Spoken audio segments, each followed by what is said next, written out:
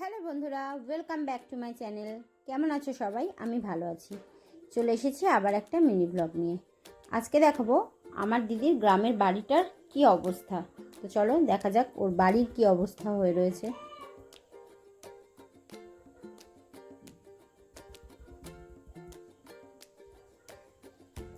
এটা আমার দিদিদের মেন গেট, মানে কিন্তু ওইটায় তালা দেওয়া রয়েছে, তো আমরা ওইটা দিয়ে না গিয়ে ব্যালকনি দিয়ে যাব। দেখলাম ব্যালকনির গেটটা খোলা আছে, তাই ব্যালকনির ভেতর দিয়ে ঢুকবো।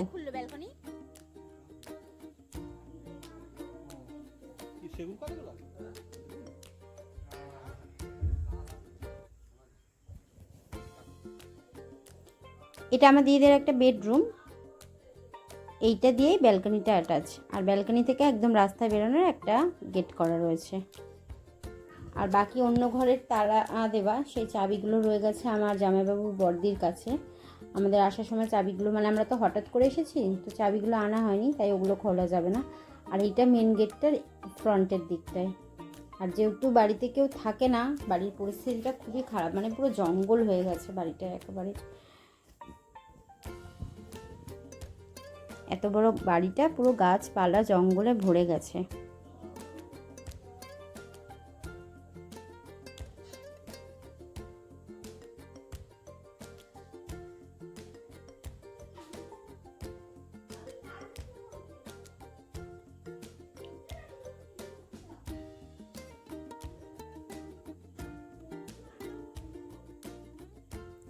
এই পাশেই আমার দিদি ছোটো কাকা শ্বশুরের বাড়ি, এটা ওনাদেরই পুকুরের ঘাট।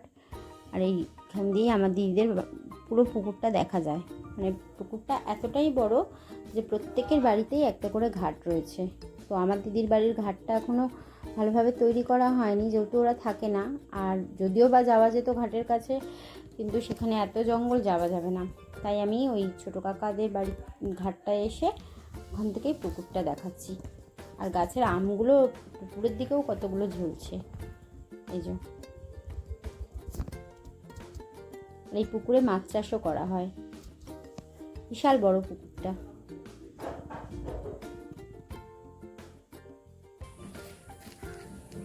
এবার আমি যাচ্ছি ওপরে বাবু আর বাবুর দাদা ভাই মিলে আম পাড়ছে। তো আমাকে অনেকক্ষণ দিয়েই ডাকছে, উপরে আম পাড়ছে বলে ওরা। তো যাই, আম পাড়ছে, আম পাড়াটা দেখি।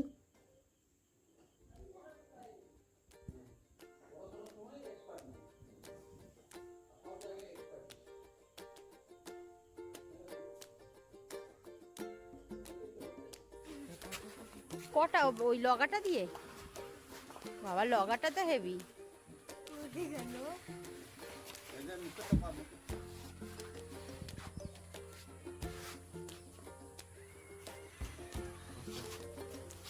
হেইও, তোর থেকে তো লগাটা বড়। মানে বাবু তো বেজায় আনন্দ, কেন একদম বাড়িতে এসে নিজেদের গাছের থেকে আম পাড়া ওর লাইফের এটা ফার্স্ট অভিজ্ঞতা। এই জন্য খুব খুশি, কেন এই সময় গরমের ছুটিতে আমরা প্রতি বছর তো আসতে পারি না, তো এবছর আসতে পেরেছে, আম পাড়ছে, তোর খুব আনন্দ হচ্ছে। আর আমগুলো এক একটা এতই নিচে ঝুলছে যে হাত দিয়েই পেজে নেওয়া যাচ্ছে। এই এতগুলো পেরেছিস?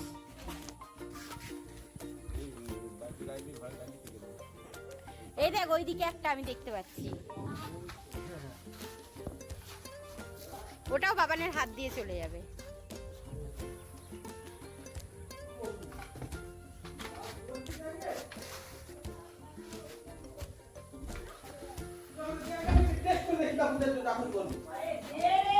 সবকটা পেরে নিবি?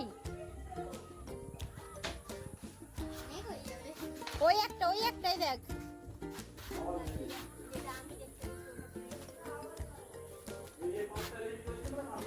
এই গাছগুলো আমার জামাইবাবুর মায়ের হাতের লাগানো, মানে আজ থেকে প্রায় 14 বছর আগে এই গাছগুলো লাগানো হয়েছিল।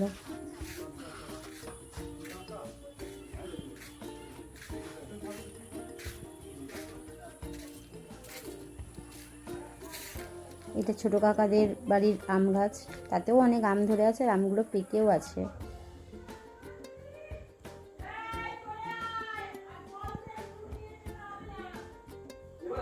আর এইটা আমার দিদিদের বাড়ির ছাদ থেকে বাইরের দিকটার ভিউ। আমার দিদিদের বাড়ির পাশেই এটা হচ্ছে গ্রামের মেন রাস্তা, মানে গ্রাম থেকে বাস স্ট্যান্ড কানেক্ট করার মেন রোড। আর তার পাশেই বড় একটা পুকুর, মানে আমার দিদিদের বাড়ির ভেতরেও বড় একটা পুকুর, ওটা নিজেদের, এটা নিজেদের নয়, এটা অন্যদের, কিন্তু ওটাও একটা বড় পুকুর, দুদিকেই দুটো বড় পুকুর। আর এটা ছাদের ওপর থেকে বাড়িটার ভিউ, মানে কত জঙ্গল হয়ে গেছে। আর এখানে একটা আম নিচের দিকে ঝুলছিল, আমি ভাবলাম আমি হয়তো হাত দিয়ে পারতে পারবো, কিন্তু হাত দিয়ে পারতে আমি পারলাম না, একটা লগা দিয়েই পারতে হলো।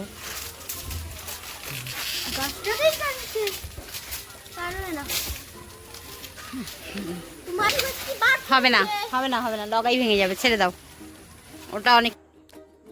আর একে দেখো, এ আম পেড়ে সঙ্গে সঙ্গে একটা আম ওর দাদাভাই ধুয়ে এনে দিয়েছে, মানে সঙ্গে সঙ্গে ছাড়িয়ে গাছ পাকা আম ওখানেই খাবে। দাদাভাই আবার ছাড়িয়েও দিচ্ছে আমটা, এবার খাবে। ও সত্যি বলছিস না ঢপ? সত্যি খেয়ে দেখো, ভালো মিষ্টি হয়। একটা জায়গায় দাঁড়িয়ে খা। হ্যাঁ গেঞ্জিতে পড়বে কই দাও ছাড়ি। একে তো ঘেমে পুরো ঘেমে ধুয়ে এনেছিলি, মানে পুরো আমটাও ছাড়াতে দিচ্ছে না, ওর এত টেস্ট লেগেছে খাবার জন্য। আর আমগুলো সত্যিই খুব মিষ্টি, পুরো গাছ পাকা, আর একদম গাছ পাকা, তো ভালোই খেতে। মা বলছিল না, বল মাকে।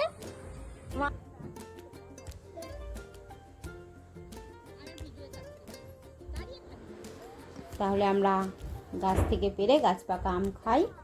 আজকের মতো ভিডিওটা এখানেই শেষ করছি, দেখা হবে পরের একটা ভিডিও। সবাই ভালো থাকবেন, সাবধানে থাকবেন। আজকের মতো টাটা।